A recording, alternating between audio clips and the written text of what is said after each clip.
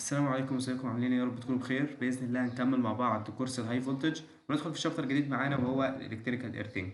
فايه هو الالكتريكال ايرثينج؟ قال لك ان هو تفريغ الشحنات الكهربيه عن طريق الارض من خلال مسار بتكون مقاومته قليله جدا. تمام كده؟ طب انا عندي الالكتريكال ايرثينج ده بشكل عام، قال لك ان انا عندي منه نوعين. النوع الاول معانا وهو اسمه النيوترال ايرثينج. نيوترال ايرثينج. تمام. النوع التاني معانا وهو البروتكتيف ايرثينج. بروتكتيف ايرثنج. تمام. النوع الاول اللي هو النيوترال ايرثنج، فده من خلاله ان انا بوصل النيوترال بتاع السيستم بتاعي، بوصله دايركت بالارض. متبقاش في اي مشكله، انا السيستم عندي اي سيستم كهربي في النيوترال بتاعه، فانا بوصله دايركت بالارض، فخلاص ده الموضوع منتهي. لكن البروتكتيف ايرثنج، وهو ده اصلا اللي هنشتغل عليه او اللي هنهتم بيه في الشابتر بتاعنا، فكرته ايه او تعريفه ايه؟ قال لك ان انا بوصل النون كارنت كارينج بارت، الاجزاء اللي في السيستم عندي اللي هي اصلا ما بتحملش تيار، بوصلها بالارض عن طريق رد مثلا او كوندكتور، عشان اخلي المسار بتاعه اقل مقاومه. بمعنى انا مثلا لو عندي معده معينه، وليكن مثلا ترانسفورمر، فانا عندي الترانسفورمر ده من جوه هو خلاص للتقريط بتاعه والدنيا تمام، بس الجسم بتاع الترانسفورمر من بره، طب هو ده ما بيمرش فيه تيار، صح؟ فالمفروض الجسم ده ما يبقاش عليه اي شحنات.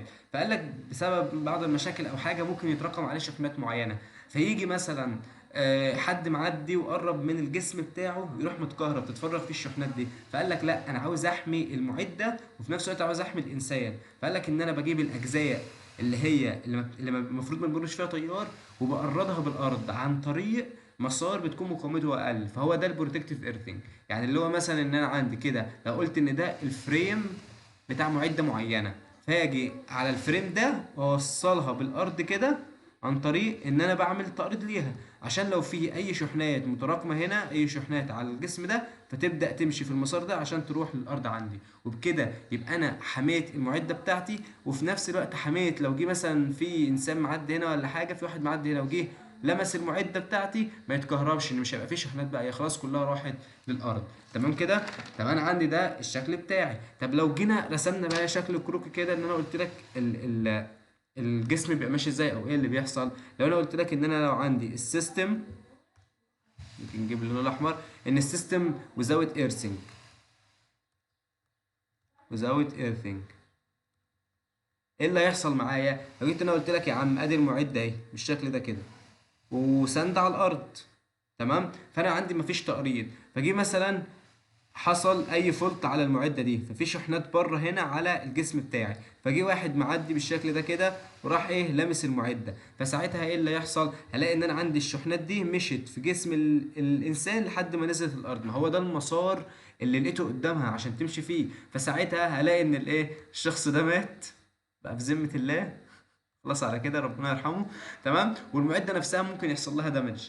تمام. طب انا مش عاوز ده. طب انا لو جيت قلت لك بقى ان السيستم في حاله ان انا لو عندي ايرثنج، او قلت لك كده ان السيستم with earthing،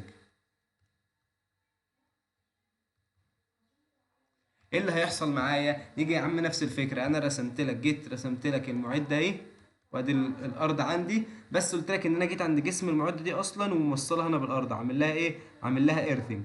تمام. فايه اللي هيحصل معايا؟ جه لو حصل مشكله، حصل فولت هنا مثلا، فساعتها ايه اللي هيحصل؟ هلاقي ان انا عندي الشحنات الكهربيه اللي هنا هي خلاص بقى في مسار مشيت فيه هنا على طول، فالشحنات اللي عندي مشيت للارض. طب جه واحد معدي هنا، جه راح لامس المعده بتاعتي وهو ما يعرفش، جاي مثلا بيشوف فيها حاجه، بيكره النمبريت اللي عليها، بيعمل اي حاجه، فساعتها ما فيش شحنات، فالدنيا تمام، فليه الشخص ده هيفضل ايه؟ هيفضل عايش معايا. تمام. طب ليه اصلا الشحنات عندي مشيت هنا وما مشيتش في جسم الانسان؟ هقول لك ده عن طريق بقى ان انا بحاول اعمل المسار بتاعي مقاومته بتكون اقل. اصل التيار جاي، انا عندي شويه تيار جايين، فجايين لقوا مسارين، الاتنين بارلل مع بعض، فلقيت واحد المقاومة بتاعته 100 وواحد المقاومة بتاعته 10، فأكيد التيار هيمشي في المقاومة 10، مش هيمشي في المية. فهي دي نفس الفكرة. قال لك إن أنا عندي المقاومة بتاع الإنسان بتبقى عبارة عن مقاومة جسمه، الأي بادي، الار بادي، زائد مقاومة رجليه، إن رجليه هنا يعتبر اتنين توازي مع بعض، فاللي هو إيه، هنقول الار فوت. تمام كده؟ فقال لك إن أنا عندي الار بادي تقريبا بتكون 1000، والار فوت هتختلف بقى على حسب انا بحسب الستيب فولتج ولا التاتش فولتج، وده اللي هنعرفه قدام. فممكن نعتبرها مثلا اللي هو ايه، هنسيبها الار فوت زي ما هي وهنعرف قيمتها قدام. يبقى انا كده ده المسار بتاعي ده في عباره عن 1000 وشويه، هنقول وليكن مثلا 1000 اوم اللي هو 1 كيلو اوم. تمام كده، يبقى المسار ده فيه 1 كيلو اوم. البروتكتيف ايرسنج بقى اللي احنا عاملينه هنا مقاومته كام؟ احنا مقاومته بنعمله من رينج من النص لحد الخمسة اوم. ده الايرثنج اللي احنا بنعمله. فده التيار قدامه مسارين، مسار فيه وليكن الماكسيموم 5 اوم، ومسار فيه 1000 اوم. هيمشي فين؟ اكيد هيمشي في ال 5 اوم. ويبقى انا كده حميت المعده بتاعتي وحميت الانسان. تمام. طب انا دلوقتي لو جيت بقى انواع التقريط بتاعتي اللي انا هعملها دي ليها كام نوع؟ احنا هنذكر منها 4 انواع. جيت قلت لك اللي هو الالكترود كونفيجريشن، او اللي هو التايبس اوف بروتكتيف ايرثنج، او ممكن نقول التايبس اوف رودز او الكترودز. اللي هو الحاجه اللي انا هعمل تقريط بقى هنا، انا جبت الكترود او جبت رود وحطيته في الارض هنا، وهو ده اللي وصلت بيه الواير بتاع التقريط. طب انا عندي انواع منه. تمام. فقال لك ان انا عندي 4 انواع للكلام ده. النوع الاول معانا وهو اول نوع معانا وهو الهيمسفير. الهيمسفير الكترود. النوع الثاني معانا وهو الدريفن رود. النوع الثالث وهو البليتس اللي هو زي شريحة مثلا. النوع الرابع وهو الجريد. طب انا الشكل بتاعي بيكون عامل ازاي؟ لو افترضت مثلا ان دي الارض، زي ما قلت لك دي الارض يا عم اهي. فانا اول حاجه الهيمسفير شكلها بيكون عامل ازاي؟ ادي يا عم ده الواير بتاعي اللي متوصل في الارض، متوصل بالمعده نفسها، ومن تحت كده تحت الارض بيبقى في حاطط ايه، نص كره بالشكل ده كده. فده شكل الايه، الهيمسفير بتاعي. طب لو كان دريفن رود، قال لك يا عم ده الواير، ادي الواير بتاعي، ومن تحت كده تحت الارض بيبقى فيه الدريفن رود بتاعي، بيكون بالشكل ده كده. وبيكون طبعا ايه، يا اما من نحاس يا اما من الالومنيوم على حسب باقي المواصفات اللي انا عاملها. والدريفن رود ده بيكون ليه لينس ال، وطبعا ليه راديوس وشويه حاجات هنبدا يتعامل معاها. طب لو كان بليت كان هيبقى بالشكل ده. ادي ده الواير بتاعي، ومن تحت كده متوصل بيه البليت اللي هي الشريحه بتاعتي. تمام كده، ممكن نسيبها كده ما نظللهاش. ادي دي الشريحه.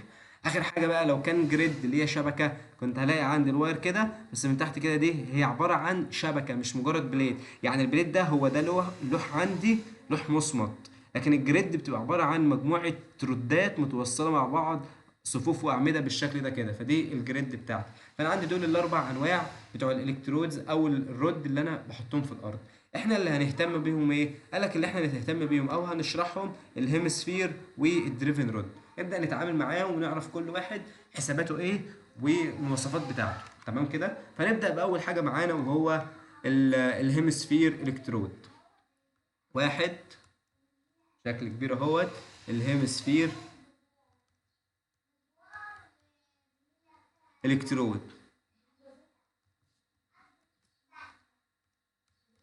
انا الهيمسفير الكترود ده محتاج اعرف في ايه؟ انا محتاج اعرف مقاومه الارض عندي شكلها هيكون عامل ازاي، اللي هو الايرثنج ريزيستنس، وكمان الحسابات بتاعتي اللي هو الجهد اللي عندي هيكون قيمته عامله ازاي. فنيجي لو جيت قلت لك اهوت يا عم، انا عندي دي الارض بتاعتي. تمام. ورحت جايب هيمسفير الكترود اللي هو نص كره وحطيته بالشكل ده كده. فانا قلت الهيمسفير ده هيبقى ايه؟ ليه السنتر بتاعه اللي الفولت عندي هيحصل بالشكل ده كده، ان انا موصل ده السلك بتاع الارض بتاعي موصله هنا بالهيمسفير في السنتر. تمام. فانا عندي الراديوس من الحته دي للحته دي هسميه وليكن الار نود. ده الراديوس بتاع الايه، بتاع الهيمسفير. هو انا هنا اصلا لما اجي احطه في الارض واشوفه من المنظور ده فيعمل لي اكنه ايه، اكنه نص دايره. تمام. فليه راديوس ار نود. فانا عندي الهيمسفير ده هيبقى ليه زي تأثير مجال بالشكل ده كده اللي هو على الارض بتاعي بالشكل ده كده. تمام. فانا هاخد شريحه من الارض هي دي اللي ابدا اتعامل معاها. فجيت رحت واخد شريحه حوالين الهيمسفير ده بالشكل ده كده. الشريحه دي السكنس بتاعها سميته الدي ار اللي هو حته منها، وسميت المسافه من اول السنتر لحد بدايه الشريحه دي سميتها ار. يبقى انا كده المسافه من السنتر لحد الشريحه بتاعتي دي سميته ار، وانا خدت حته منها اسمها دي ار. وكل ده محطوط، ده الهيمسفير بتاعتي. تمام. اللي هو ايه بالاحمر، نيجي ممكن نظللها جوه كده، ده الهيمسفير. تمام كده. فانا عندي الهيمسفير دي محطوطه جوه الارض. فقلت ان الارض بتاعتي ليها السويل ريزستيفيتي اللي هي الرو دي طبعا وحدتها اللي هي ايه، الاوم لكل متر. تمام كده. وانا عندي قلت ان الشريحه اللي واخدها على بعد مسافه ار دي هتكون بالمتر طبعا. انا دلوقتي عاوز ان انا احسب المقاومه بتاعتي بتاع الهيمسفير دي. طب انا دلوقتي لو انا عندي عاوز احسب المقاومه للجزء ده للهيمسفير في الارض، يعني يعتبر ده جزء من الارض، فانا عاوز احسب المقاومه بتاعتي. فانا عندي الرو السير ريزستيفيتي المقاومه النوعيه بتاع الارض اوم لكل متر. يبقى انا لو عاوز احسب المقاومه باللوجيك كده هضرب الرو، هضربها في المسافه بتاعتي صح اللي هو الديستانس. انا عندي الرو دي اللي هي مثلا 5 اوم لكل متر، فلو المسافه بتاعتي مثلا 5 متر فهتبقى 5 في 5 ب 25، يبقى انا عندي الحته دي كلها ايه 25 اوم صح. طب انا دلوقتي انا واخد حته صغيره، واخد حته دي ار، فانا عاوز احسب المقاومه بالنسبه لها، فاجي اقول لك ان الدي ار اللي هو جزء من المقاومه بتاعتي بتاع الارض هتساوي ايه؟ زي ما قلت الرو بتاعتي هيت في المسافه اللي هي الدي ار. تمام. بس دي المقاومة بشكل عام. انا عاوز المقاومة، تأثير المقاومة التركيز بتاعي في الحتة بتاع الهيمسفير في نص القطر ده، بس عاوز اركز المقاومة في الحتة دي. طب الحتة دي اللي هو ايه يعتبر نص دايرة صح. طب انا عاوز اركزه في المساحة دي، المساحة بتاع الدايرة بتاعتي، فمساحة الدايرة اللي هي باي ار تربيع، وانا واخد النص بتاعها صح. المفروض اضرب الكلام ده كله في نص، يبقى انا ممكن اشيل النص ده من هنا واحط له الاتنين ده تحت.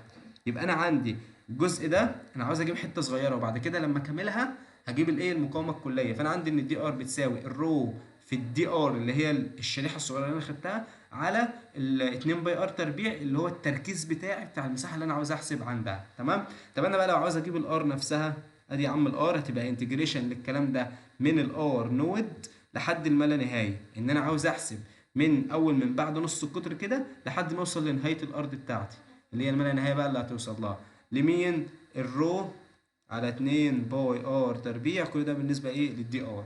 انا هنا بكامل بالنسبه للار تربيع صح، فيعتبر الرو على 2 باي ده ثابت انتجريشن من الار نود للما لا نهايه لواحد على الار تربيع اللي هي ممكن اخليها ار اس سالب 2 للدي ار.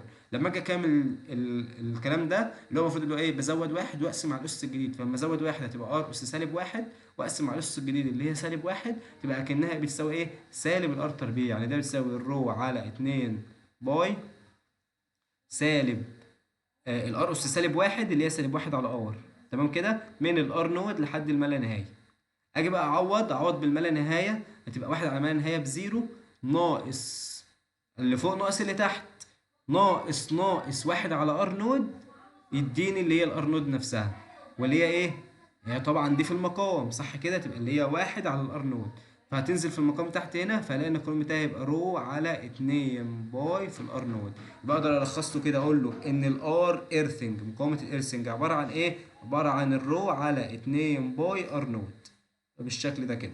ده شكل المقاومه بتاعتي الايرثنج ريزيستنس. تمام كده. وعارفين ان الار نود هي ديت ايه الراديوس بتاعي. تمام. بعد ما جبت له المقاومه بتاعتي، جه هو عاوز يحسب في ثلاث حاجات محتاجين ان احنا عاوزين نحسبهم. اول حاجه معانا اللي هي الستيب فولتج، وتاني حاجه التاتش فولتج، وقبلهم في حاجه اسمها الجي بي ار. نيجي نوصف الكلام ده. انا جيت قلت لك اهوت يا عم ادي الارض بتاعتي وادي الايكويبمنت بتاعتي هيت متوصله بيه الارض عن طريق اللي هو الايه الهيمسفير. فجيت قلت لك ان في شخص واقف هنا المنظر ده كده، فجه هو واقف في النقطه دي وجي راح لامس المعده بتاعتي، فهو عمل تاتش بينها وبين المعده، فهو واقف عند نقطه ايه. وجيت قلت لك في شخص تاني واقف بالشكل ده بس كانت رجليه كبيره شويه، فعامل نقطه هنا نقطه سي ونقطه بي، فهو كده في فرق جهد ما بين النقطتين دول صح. والمعده نفسها ليها حاجه اسمها الجي بي ار. ايه هو الجي بي ار؟ قال لك ان هو عباره عن الجراوند بوتنشال رايز، اللي هو الارتفاع في الجهد، اللي هو بمعنى اصح الجهد اللي هيكون للمعده نفسها. فانا محتاج احسب الكلام ده. انا دلوقتي لو عاوز احسب الجهد يبقى عباره عن تيار في مقاومه صح. فالتيار اللي هيمر عندي اصلا هو تيار الفولت، ما هو لما يحصل فولت هنا يبقى في اي فولت صح. فتبقى اي في الار، فالتيار عندي موجود اللي هو تيار الفولت. الفكره في المقاومه نفسها. احنا دلوقتي في حاله لما كنا بنحسب لنص القطر عندي او للما لا نهايه، استنتجت في الاخر ان القانون بتاعي عباره عن ار على 2 باي ار نود. ار نود من ده اللي هو نص القطر. طب انا لو كبرت المسافه بدل ما كانت لحد نص القطر خليتها لحد النقطه ايه، فهتبقى الار نود دي هيبقى بدلها ايه. طب انا لو كبرت المسافه لحد بي تبقى الار نود دي مكانها بي. طب لو كبرتها لحد سي تبقى الار نود دي اللي هي ايه، سي. يبقى انا كده لو عايز احسب الار، الار ايه تبقى عباره عن الرو على 2 باي في الايه بدل الار نود. طب لو عايز احسب الار بي عبارة عن الرو على 2 باي بي. طب لو عايز احسب الار سي عبارة عن الرو على 2 باي سي، صح كده؟ طب انا دلوقتي عايز احسب جهد الفي ايه، عبارة عن الاي فولت في الار اي، وبالمثل طبعا الفي بي عبارة عن الاي فولت في الار بي، وبالمثل طبعا الفي سي هيبقى عبارة عن تيار الفولت في الار سي. قال لك اول حاجه بقى محتاج ان انا احسبها، قال لك اسمها الستيب فولتج، الفي ستيب اللي هو جهد الخطوه.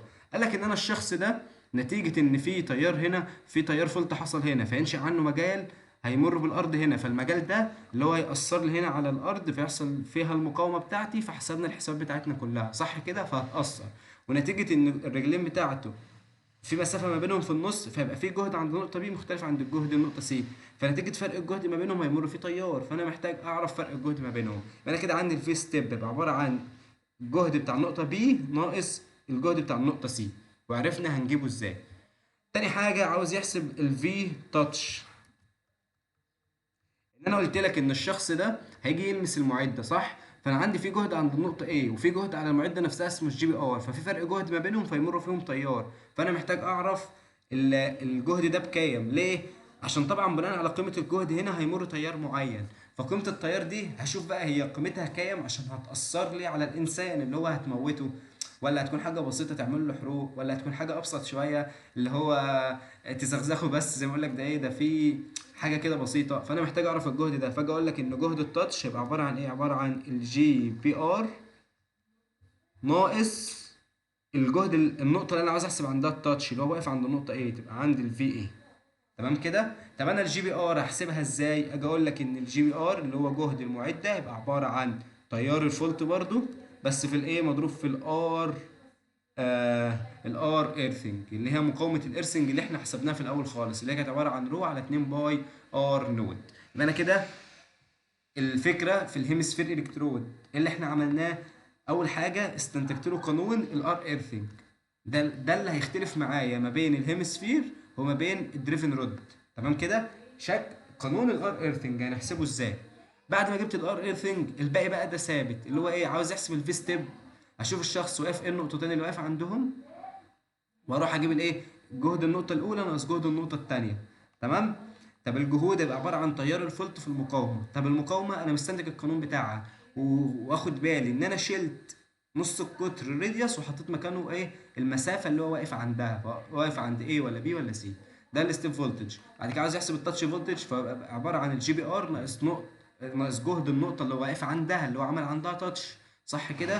فجهد النقطه دي خلاص هنحسبها، عرفنا نحسبها ازاي. والجي بي ار عرفنا برضه هنحسبه ازاي، هيبقى تيار الفولت في الار ايه، في الار ايرثنج. تمام كده.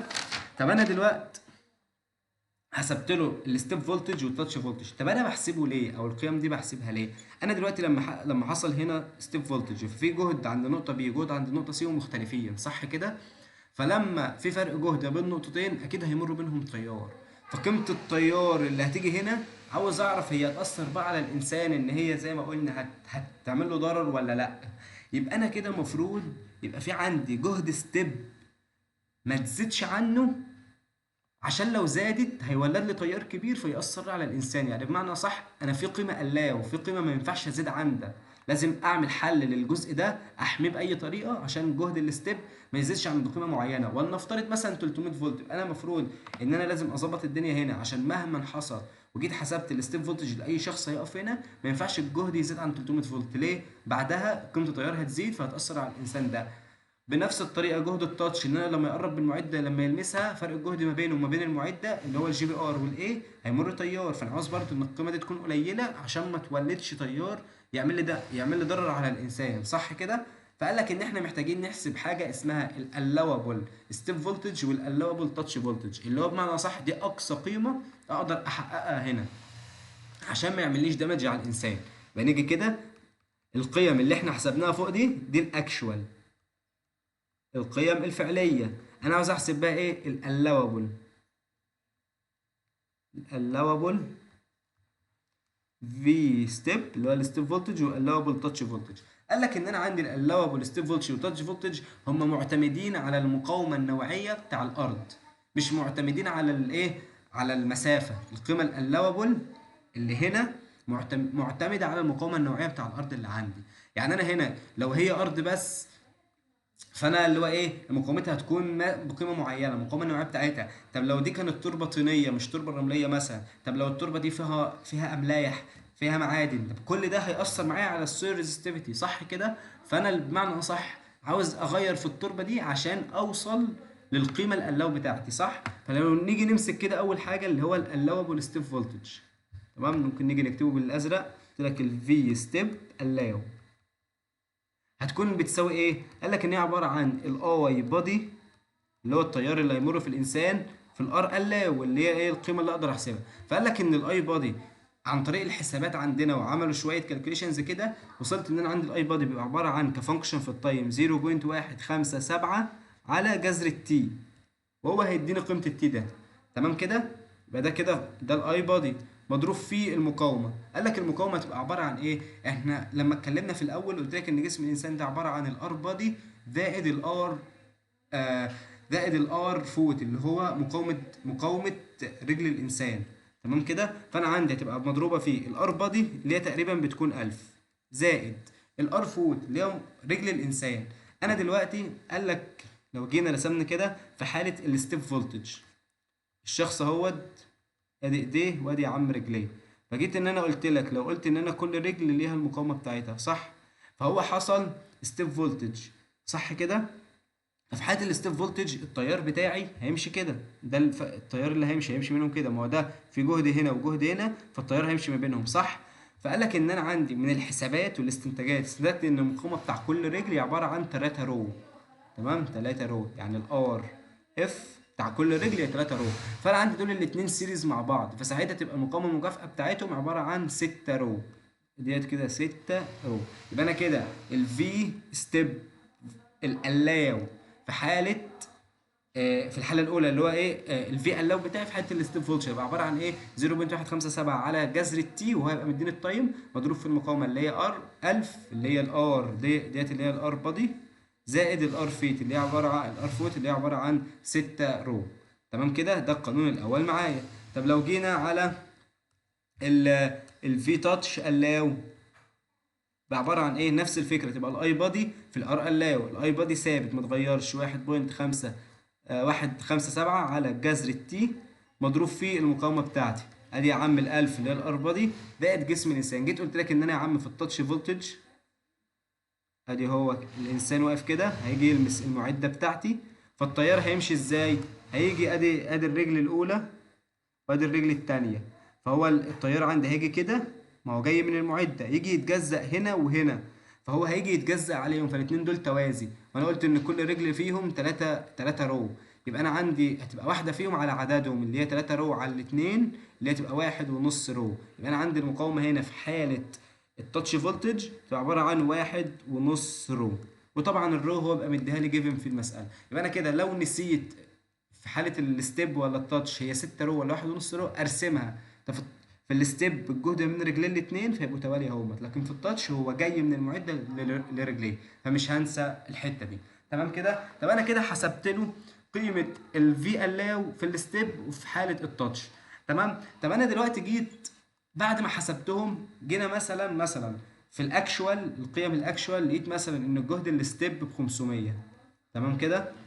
وجيت في الفي ستيب الاو لما جيت حسبتها لقيتها طلعت مثلا ب 300، فانا عندي كده ده كده في مشكله، ده في خطر. انا الجهد الستيب الاكشوال ب 500 والقلاو اقصى حاجه انا مسموح لي بيها 300، ففي مشكله. انا لازم هنا اعالج التربه بتاعتي، لازم اوصل ان الفي ستيب اكشوال لازم تقل عن ال 300. فساعتها بنعمل ايه؟ بنعمل موديفيكيشن للتربه بتاعتي. بقى كده الحاجه اللي هدرسها بعد كده هو الموديفيكيشن. موديفيكيشن فور سويل. انا عاوز اعمل موديفيكيشن للتربه بتاعتي، فبعمل موديفيكيشن ازاي؟ من خلال ان انا بعالج التربه بتاعتي، بضيف لها تربه تانية. التربه التانية اللي احنا بنضيفها دي بيبقى ليها مقاومه رو اس و... وسيكنس اللي هو ارتفاع التربه نفسه اتش اس. تمام كده. طب القيم دي ضفناها بناء على ايه، او الحاجات دي ضفناها ليه؟ مش انت لو لاحظت مثلا في المحطات، لو رحت محطة كهرباء ولا حاجة بتلاقي ان المحطة من جوه كلها في زلط على الارض كتير، او كل ما اقرب من المعد الاقي في زلط كتير. هو الزلط ده محطوط ليه؟ قال لك عشان عاوز احسن الالوبل ستيب وتاتش فولتج. ما انا دلوقتي التربة الاساسية اللي هو سواء بقى التربة الارض نفسها، تمام. طب انا عاوز احسن لها، فبضيف لها تربه تانية اللي هو الزلط بقى. فالزلط المقاومه بتاعته الرو اس، مقاومه نوعيه اتش اس، السمك الارتفاع اللي انا حاطه ده بيأثر معايا على القيمه التوتال، فبالتالي هيأثر معايا على قيمه الستيب فولتج والتاتش فولتج. فساعتها الستيب فولتج والتاتش فولتج هيكون عباره عن ايه؟ قال لك ان الستيب فولتج الفي ستيب هيبقى عباره عن التيار اللي هو 0.157 على جذر التي مضروب فيه الالفا هي ما حصلش فيها تغيير، زائد الستة رو اس في السي اس. تمام كده. وحالة التاتش فولتج يبقى عبارة عن 0.157 على جذر التي في الالفا هي زي ما هي، زائد اللي هي الواحد ونص في الرو اس في السي اس. تمام كده. انا عندي ده واحد ونص وده ستة زي ما هي. الاختلاف ايه؟ بدل الرو دي حطيت مكانها رو اس في السي اس. طب مين هي الرو اس؟ قلت لك دي يا عم هو بيديها لك جيفن. طب مين هي السي اس؟ قال لك السي اس ده هو عبارة عن دريتنج فاكتور. يبقى السي اس ده هو دريتنج فاكتور اللي هيحسن لي قيمه الستيب فولتج والتاتش فولتج. طب هحسبه ازاي؟ قال لك ان السي اس ده عباره عن ايه؟ 1 ماينس 0.09 مضروب في 1 ناقص الرو على الرو اس على 0.09 زائد 2 الاتش اس. يبقى ده القانون بتاعي بتاع حساب الدريتنج فاكتور اللي هو السي اس، 1 ناقص الكلام ده كله. يبقى انا كده حسبت له قيمه السي اس الاول، بعد كده ارجع اعوض هنا. يبقى انا كده عملت موديفيكيشن للتربه بتاعتي، وجبت له الفي اس الاو والفي تي الاو بعد الموديفيكيشن، افتر موديفيكيشن. تمام كده. يبقى احنا كده مسكنا الهيمسفير، استنتجت القانون بتاعه بتاع الايه الار ايرثنج. تمام كده. بعد كده دخلت على حسبت له الفي ستيب والفي تاتش الاكشوال. فبعد ما حسبتهم قال لك ان انا عاوز اعرف القيم دي اعلى ولا اقل من القيم بتاعتي. رحت عامل لك ايه؟ قلت لك لا يا عم انا هحسب القيم القلاو اللي هي اقصى قيمه مسموح بيها. فرحت جايب لك قانون الفي قلاو معتمد على السويل ريزستيفيتي، فحسبت له الفي اس قلاو والفي تاتش قلاو. لو اللي هو القيمه اللي حسبتها هنا اكبر من الاكشوال فخلاص الدنيا تمام. طب لو لقيتهم اقل، لا هنا في مشكله، لازم اعمل ايه؟ امبروفمنت للتربه بتاعتي. فباجي اضيف تربه تانية ليها مقاومه نوعيه وليها السكنس بتاعها، من خلالها بحسب معامل الدريتنج فاكتور. وساعتها ارجع احسب بقى بعد الموديفيكيشن، احسب له الفي اس الجديده والفي تاتش الجديده اللي لازم تكون اكبر بقى من الايه، من القيمه الاكشوال بتاعتي. يبقى ده كده في حاله الهيمسفير الكترود. نبدا ندخل بقى على النوع الثاني. او قبل ما ندخل على النوع الثاني ممكن بقى نشوف مثال على الكلام ده بالارقام، عشان يمكن مثلا اللي هو ايه الناس تاهت مني شويه. نيجي نشوف مثال. نيجي لو كده قلت لك يا عم انا عندي اكزامبل، بيقول لك ايه؟ بيقول لك ان انا عندي الكتريكال ايكويبمنت ايرثد باي هيمسفير. تمام كده. ايرثد باي هيمسفير الكترود. قال لك ان الفولت كارنت، ان الاي فولت ب 100 امبير. تمام. وقايل لك ان الفولت كليرنج تايم اللي هو التي بتاعي كان بنص سكند. بعد كده بيقول لك عاوز يحسب فايند واحد الفي تاتش at point A، وعاوز يحسب الفي ستيب between نقطة A and B. تمام كده. وراح مديني الرسمه بتاعتي بالشكل ده، قال لك ان انا عندي ده الارض، ده الايكويبمنت بتاعتي المعده توصلها بهيمسفير الكترود. فقال لك ان دي النقطه A ودي النقطه B. قايل لك ان انا عندي المسافه ما بين النقطه A وما بين السنتر، لازم اخد بالي ان المسافه دي من السنتر، لو مش مديها لي من السنتر لازم احسب السنتر معايا، ده بواحد متر. والمسافه ما بين A وما بين B واحد متر برضو. تمام. وقايل ان الراديوس بتاع الهيمسفير ده بنص متر. ايه تاني مديهولي؟ قايل لك ان الرو ب60 اوم متر. ايه تاني ممكن يديهولي؟ بس كده يعتبر مش مديني حاجه تاني. فهنيجي ايه نحل المساله دي. اول حاجه هو عاوز يحسب ايه؟ الفي تاتش، وعاوز يحسب الفي ستيب. فانا الاول هحسب له الايرثنج ريزيستنس، فهقول له ان الار ايرثنج عباره عن الرو على 2 باي ار نود. الرو عباره عن كام؟ 60، وادي الباي الار نود بكام؟ بنص. فحسبت له المقاومه فهتطلع ب 19 اوم. جيت بعد كده انا عشان احسب الستيب فولتج والتاتش فولتج محتاج اجيب الجهد عند النقطه A والجهد عند النقطه B، صح؟ طب الستيب فولتج الفي A ناقص الفي B، والتاتش فولتج هيبقى عباره عن الجي بي ار اللي هو الجهد المعده ناقص جهد A. يبقى انا هحسب له الجي بي ار بالمره. فانا عندي ان الجي بي ار عباره عن الاي فولت في الار اي. يبقى انا كده بعد ما جبت الار اي هحسب له الجي بي ار على طول عشان كل حاجه بتبقى جيفن معايا. فادي الاي فولت كان مدولي بكام؟ قال لك ان هو ب 100 امبير، والار اي لسه جايبها ب 19، فيطلع معايا الجي بي ار ب 1900 فولت. تمام. بعد كده عاوز احسب له المقاومه بتاع A والمقاومه بتاع B واجيب الجهود بتاعتهم. فنيجي اقول له at point A، at البوينت A اقول له ان الار A عباره عن الرو على 2 باي A، صح كده؟ طب انا عندي اهوت يا عم الرو ب60، ادي الاتنين باي. الايه المسافه من الايه اللي هو من النقطه A للسنتر بكام؟ بواحد، صح؟ فاتنين 60 على 2 باي اللي هي 30 على باي اللي هتطلع ايه؟ ب9.5 اوم. بعد كده اجيب له الجهد من النقطه ايه؟ الفي ايه هيبقى عباره عن ايه؟ عباره عن تيار الفولت الاي فولت في الار ايه، صح كده؟ تيار الفولت ب100 في الاي ايه اللي هو طلعت ب9.5، فيطلع معايا ان الجهد ب950 فولت.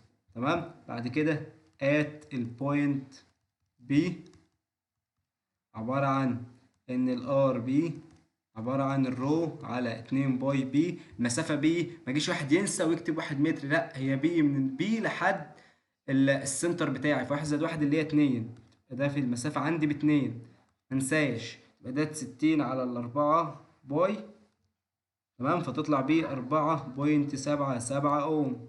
ومنها عاوز احسب الفي بي عبارة عن تيار الفولت اللي هو ب100 مضروب في المقاومة بتاعتي ال 4.77، يطلع معايا 477 فولت. نيجي بقى نحسب له الحاجات اللي هو طالبها. أول مطلوب معايا وهو الفي تاتش. أقول له إن الفي تاتش عبارة عن الجي بي ار ناقص الفي اي. فالجي بي ار احنا حسبناه بكام؟ جي بي ار ب 1900 ناقص الفي اي حسبناه بكام؟ 950، صح كده؟ فيطلع معايا الجهد بكام؟ ب900 بكام؟ 940. تمام كده؟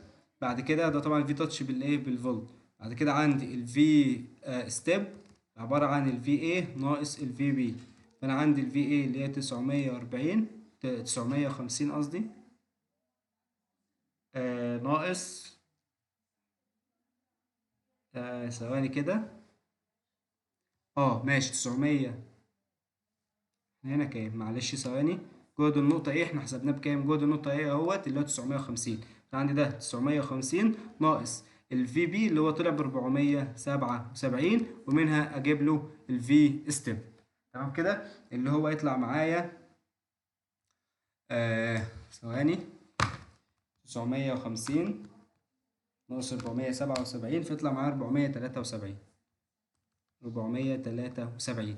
وانا هنا لو هنا ده تقريبا كان 945 يعني تقريبي مش اكتر، فده كده يديك 54 954 ارقام تقريبيه مش اكتر. فده 940 فده 946 فده 54، فده يديك ايه 77. مش هتفرق، هي كلها حسابات، بس ايه التعويض معايا في القانون الدنيا معاه تمام. يبقى انا كده حسبت له ايه، حسبت له الستيب فولتج والتاتش فولتج اللي هو عاوزهم القوانين، وتعويض دايركت معايا على طول في المساله. طب لو جه هو بقى في المساله بيقول لك ايه، بيقول لك عاوز يحسب كمان، جه زود بقى هو، قال لك رقم 2 عاوز يحسب الفي ستيب الاو والفي تاتش الاو. احسبهم ازاي؟ على طول بقى موضوع التعويض دايركت على طول. انا معايا كل حاجه يعتبر جيفن، فاجي ده كده كل ده كان مطلوب رقم واحد، ده مطلوب رقم واحد. نيجي المطلوب رقم اتنين اللي هو الفي ستيب الاو والفي تاتش الاو، فاجي اقول له ان الفي ستيب الاو تبقى عباره عن ايه، عباره عن الاي بادي المقاومه بتاعتي اللي هو بيساوي 0.157 على جذر التي اللي هو كان بنص في الألف، زائد الستيب كانت 6 رو، ادي 6 في 60. تمام كده، فانا كده حسبت له الجهد بتاعي، فالفي ستيب ساعتها هيساوي كام، لكن اللي هو هيساوي 301.96 فولت. بعد كده عاوز يحسب الفي تاتش الاو، كان عباره عن الاي بادي في الار اللي هو بيساوي 0.157 على جذر التي اللي هو بنص في الألف، زائد واحد ونص في 60. صح كده، بطلع معايا الجهد بكام، ب242 فولت.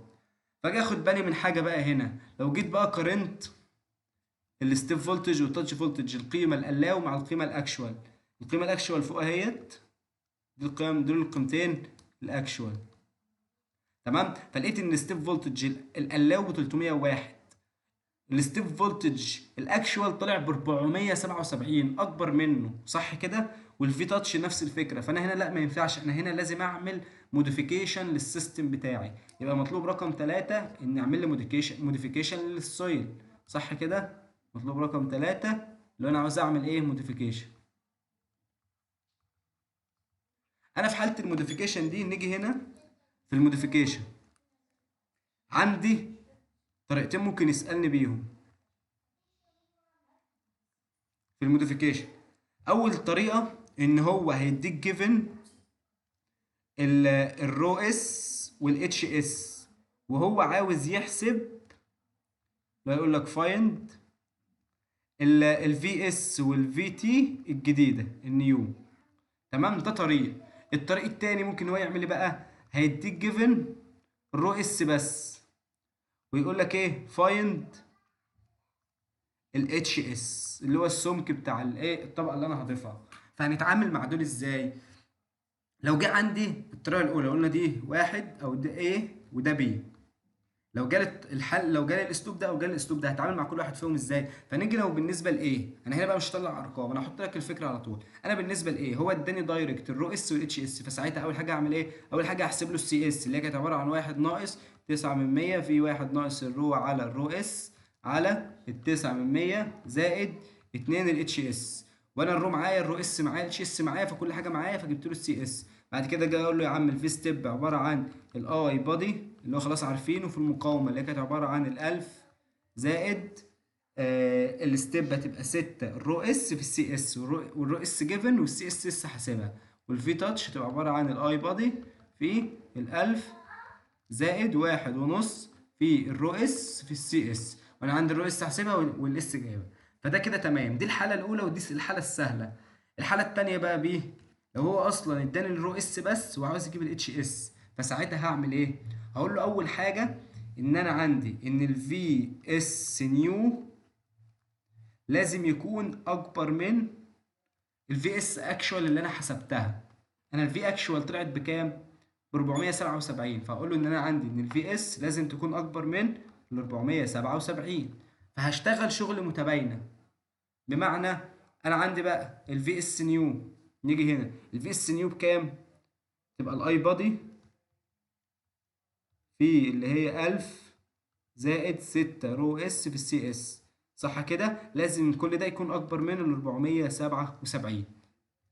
الاي بادي معايا والرو اس معايا، مفيش غير السي اس، فهطلع له ريليشن ان السي اس لازم تكون اكبر من رقم معين، وليكن الرقم ده طلع مثلا طلع 4.5، يبقى انا كده وصلت له ان السي اس لازم تكون 4.5. بعد كده هقول له ان السي اس بتساوي ايه، احنا عارفين ان السي اس بتساوي اللي هو 1 ناقص 0.09 1 ناقص الرو على الرو اس على ال 0.09 زائد 2 الاتش اس. اقول له ان الكلام ده كله لازم يكون اكبر من الاربعة ونص.